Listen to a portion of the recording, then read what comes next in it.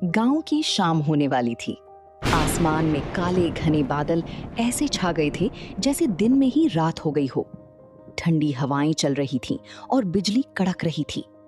रतन अपनी पुरानी लकड़ी की रेड़ी को धकेलता हुआ चौराहे की तरफ जा रहा था। रतन बहुत गरीब था। उसके पास बस यही एक ठेला था जिससे वो कचौड़ी बेचकर अपना गुजारा करता था। उसके घर की छत कच्ची थी जो हर बारिश में टपकने लगती थी। मोहन रतन के साथ काम करने वाला उसका साथी था। मोहन का दुनिया में कोई नहीं था तो वो रतन को ही अपना चाचा मानता है। अरे मोहन, ये बारिश तो रुकने का नाम ही नहीं ले रही। आज भी ग्राहक नहीं आएंगे लगता है। चाचा चिंता मत करिए, भगवान ने जब भूख दी है तो रोटी का इंतजाम भी वो करेगा। तभी जमुना वहां आती है। अरे रतन बेटा, मुझे 2 कचौड़ी दे दे रे।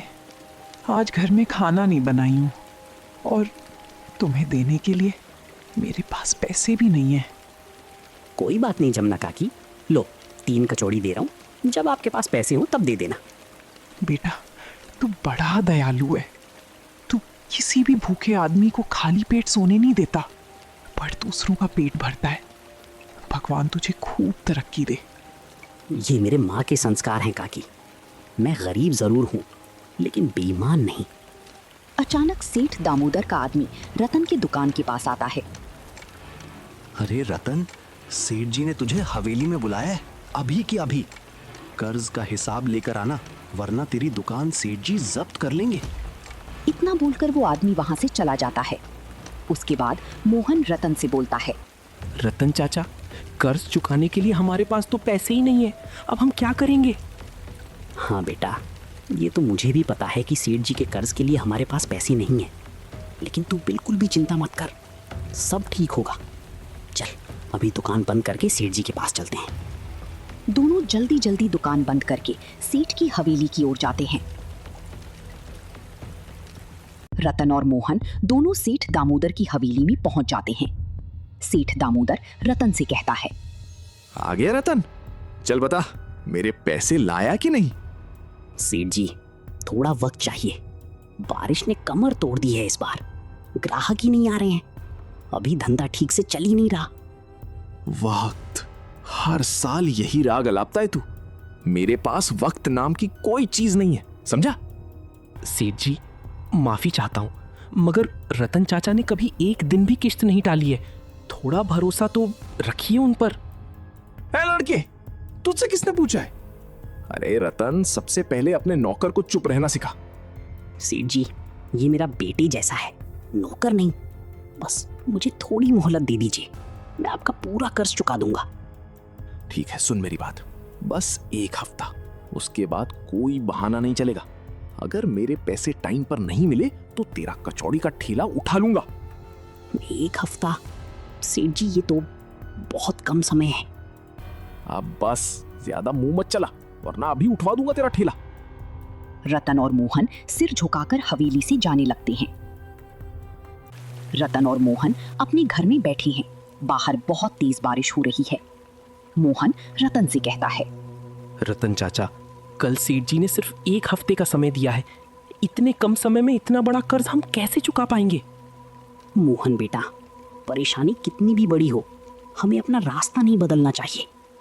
हम ऐसे ही मेहनत करते रहेंगे, ऊपर वाला कोई ना कोई रास्ता जरूर निकालेगा। लेकिन चाचा, अगर इस बार भी बारिश की वजह से ग्राहक कम आए तो हम कर्ज कैसे चुकाएंगे? तो कम कमाई होगी बेटा, लेकिन हमारी नीयत तो कमजोर नहीं होगी। जैसे भी हो, हम अपना पूरा कोशिश करेंगे। अगली सुबह बारिश कुछ कम हो चुकी थी। रतन रोज की तरह अपनी दुकान लगाकर उसमें कचौड़ियां बना रहा था।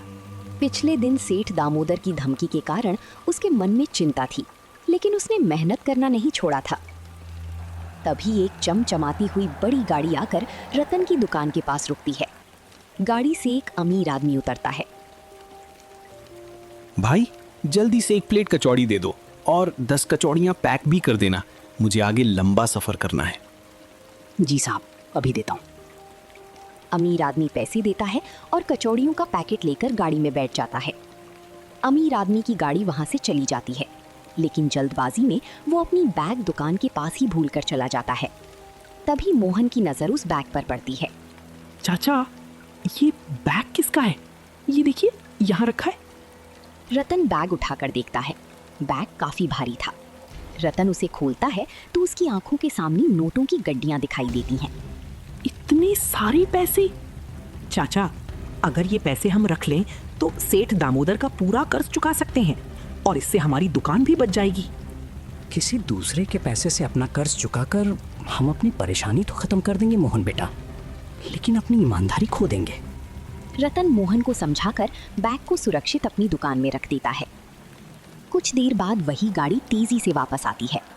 अमीर आदमी घबराया हुआ गाड़ी से उतरता है। भाई, लगता है मेरा बैग यहीं छूट गया है। हाँ साहब, आपका बैग यहीं छूट गया था। मैंने संभाल कर यहाँ रखा है, रुकिए अभी देता हूँ। रतन बैग उठाकर उस आदमी को दे देता है। हे भगवान, मुझे तो लगा था मेरा सब कुछ खत्म हो गया। इसमें बहुत ज़रूरी काम के लिए पैसे रखे थे। आप निश्चिंत रहिए भाई, इसमें से एक पैसा भी कम नहीं हुआ है। भाई, आज के ज़माने में जब लोग छोटी सी चीज़ के लिए भी झूठ बोल देते हैं, तुमने इतनी बड़ी रकम वापस कर दी।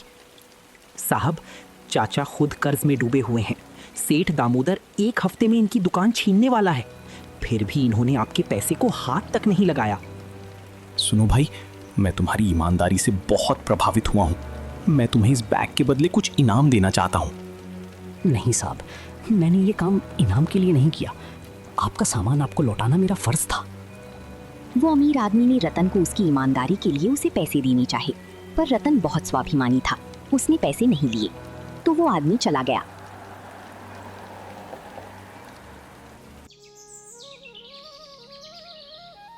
रतन एक सुबह मंदिर जाता है। आओ रतन, बहुत दिनों बाद आए मंदिर। सब ठीक तो है ना? पंडित जी, सेठ दामोदर ने कर्ज चुकाने के लिए मात्र 1 हफ्ते का वक्त दिया है।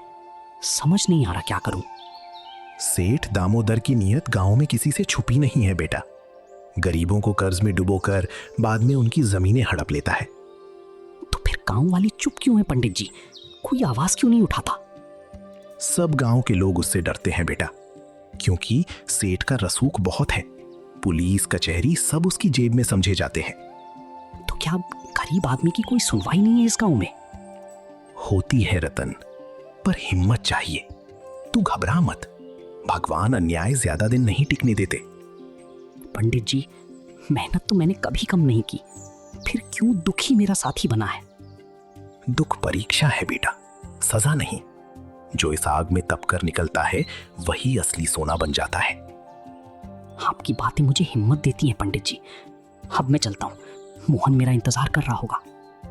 ठीक है रतन बेटा, पर याद रख, ईमानदार आदमी कभी अकेला नहीं होता। भगवान हमेशा उसके साथ होते हैं।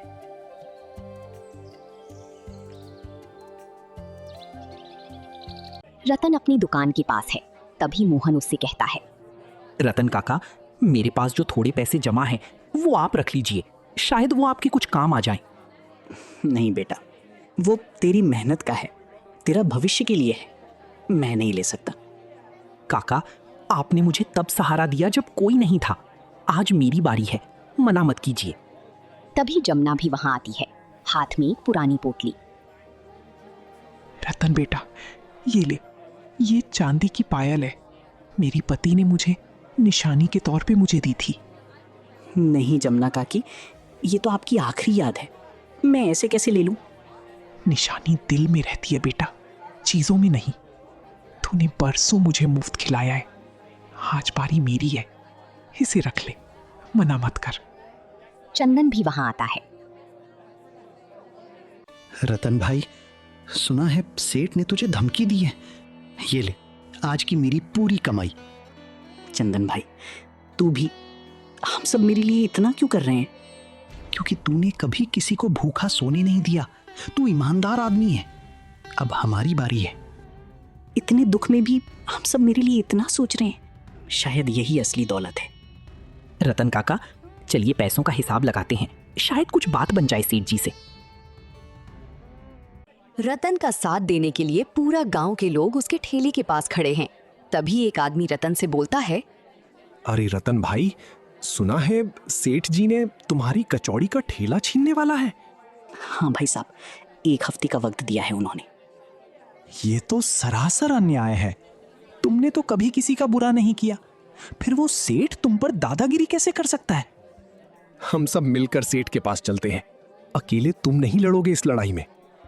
नहीं भाई साहब, आप लोग क्यों मुसीबत मोल ले रहे हैं मेरी वजह से? मुसीबत में तुमने कई लोगों की मदद की है भाई, और वैसे भी वो सेठ बड़ा ही लालची आदमी है।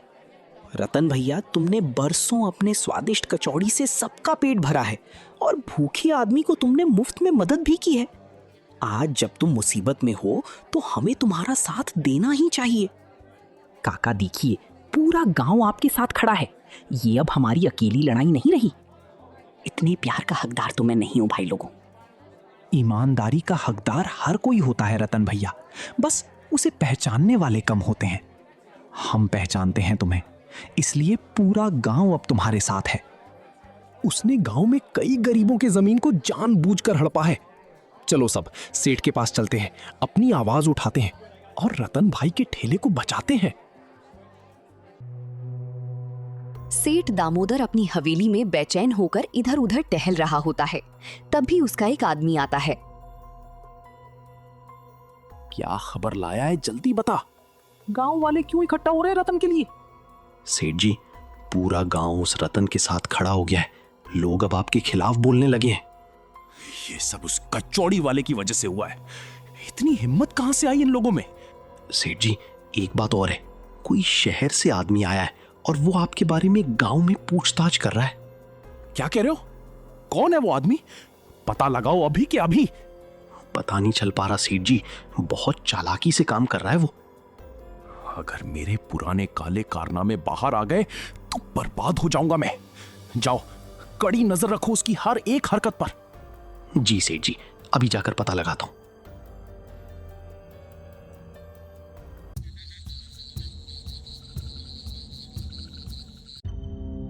इंस्पेक्टर यादव अपनी पुरानी मेज पर कुछ पुराने कागजात खंगाल रहा है। तभी एक हवलदार अंदर आता है। ये लीजिए साहब, सेठ दामोदर के पुराने मामलों की फाइल ले आया हूं, जैसा आपने कहा था। शाबाश, बहुत दिनों से शक था मुझे इस आदमी पर। गांव में कई सारे लोगों की जमीन हड़प चुका है, पर सबूत कभी नहीं मिला उसके खिलाफ। साहब, एक अजनबी आदमी भी पूछताछ कर रहा था कल इसी बारे में। कौन हो सकता है वो आदमी? कहीं कोई जांच एजेंसी तो नहीं भेजी गई गुप्त रूप से तहकीकात करने के लिए? पता नहीं साहब, लेकिन वो इस मामले से जुड़ा हुआ लगता है। अगर सच में सबूत मिल गए तो सेठ दामोदर का खेल हमेशा के लिए खत्म समझो। रतन जैसे अन्य गरीबों को भी इंसाफ मिल जाएगा। जी साहब, हम आपकी पूरी मदद करेंगे इस मामले में। जल्दी करो, वक्त कम है। सेठ को भनक भी नहीं लगनी चाहिए इस बारे में। रतन अपनी ठेले पर कचौड़ी तल रहा है। तभी एक अनजान यात्री उसके पास आता है और बोलता है, अरे भाई, कुछ खाने को मिलेगा क्या? बहुत भूख लगी है, लेकिन मेरी जेब बिल्कुल खाली है। ये लो भाई, पहले तुम कचौड़ी खाओ, पैसों की चिंता मत करो। भाई, तुम खुद इतनी मुश्किल में हो, फिर भी मुझे मुफ्त खिला रहे हो। सच में तुम्हारा दिल बहुत बड़ा है। भाई, भूख का कोई हिसाब नहीं होता। मैंने सुना है सेठ दामोदर तुम्हारी दुकान तुमसे छीनने वाला है। आपको कैसे पता ये सब? शहर में मेरी कई बड़े साहूकारों से पहचान है, इसलिए मुझे पता है कि सेठ दामोदर पहले भी कई गरीबों की जमीन झूठे कागजात दिखाकर हड़प चुका है, पर किसी के भी पास उसके खिलाफ कोई सबूत नहीं है। इतना कहकर वो यात्री वहां से चला जाता है। दिन का समय है। इंस्पेक्टर यादव अपनी टीम के साथ सेठ दामोदर की हवेली के अंदर दाखिल होता है। दामोदर अचानक पुलिस को अपनी घर देखकर हड़बड़ा जाता है। इंस्पेक्टर साहब, आप अचानक यहाँ? क्या बात है, कोई परेशानी है क्या? सेठ दामोदर, तुम्हारे खिलाफ पुख्ता सबूत मिल गए हैं। पिछले 10 सालों में तुमने 12 गरीब परिवारों की जमीन और दुकानें जाली कागजातों से हड़पी हैं। ये सब झूठ है। मैंने किसी भी गरीब की जमीन नहीं हड़पी है। एक आदमी जिसे तुमने बर्बाद करने की कोशिश की थी, उसने तुम्हारे खिलाफ शिकायत दर्ज करवाई है और सबूत भी दिए हैं। इंस्पेक्टर साहब, सेठ जी बेकसूर हैं। ये सब साजिश है सेठ जी के खिलाफ इन गांव वालों की। साजिश नहीं, सच्चाई है। अदालत में सब साबित हो जाएगा। हवलदार, गिरफ्तार करो इसे। इंस्पेक्टर साहब, मुझे एक और मौका दीजिए, मैं सब कुछ ठीक कर दूंगा। जिनकी भी जमीन मैंने धोखे से हड़पी थी उन्हें मैं वापस कर दूंगा। अब बहुत देर हो चुकी है सेठ। जितने आंसू तुमने गरीबों की आंखों में भरे हैं, अब उनका हिसाब देना होगा तुम्हें। हवलदार सेठ के हाथों में हथकड़ी डालकर उसे थाने ले जाते हैं। अगले दिन रतन और मोहन खुशी से अपनी ठेली पर कचौड़ी तल रही होते हैं। तभी वही अनजान यात्री वापस उसके पास आता है। अरे भाई, आप वही हैं ना जो कल रात मेरे ठेले में आए थे? हाँ रतन भैया, मैं वही हूँ। पेशे से मैं एक व्यापारी हूँ और मैंने ही सेठ के खिलाफ पुलिस को सबूत दिए थे और तुम्हारी मदद की थी। भाई, मैं तो तुम्हें जानता भी नहीं हूँ, तो तुमने मेरी मदद क्यों की? दामोदर ने मेरी भी जमीन को हड़प लिया था। मैं कई दिनों से उसे पकड़वाने के लिए सबूत इकट्ठा कर रहा था। देख लिया मोहन, ईमानदारी कभी बेकार नहीं जाती, उसका फल एक ना एक दिन मिलता है। हाँ रतन चाचा, सही कहा आपने। मेहनत और ईमानदारी से बड़ी कोई चीज नहीं होती।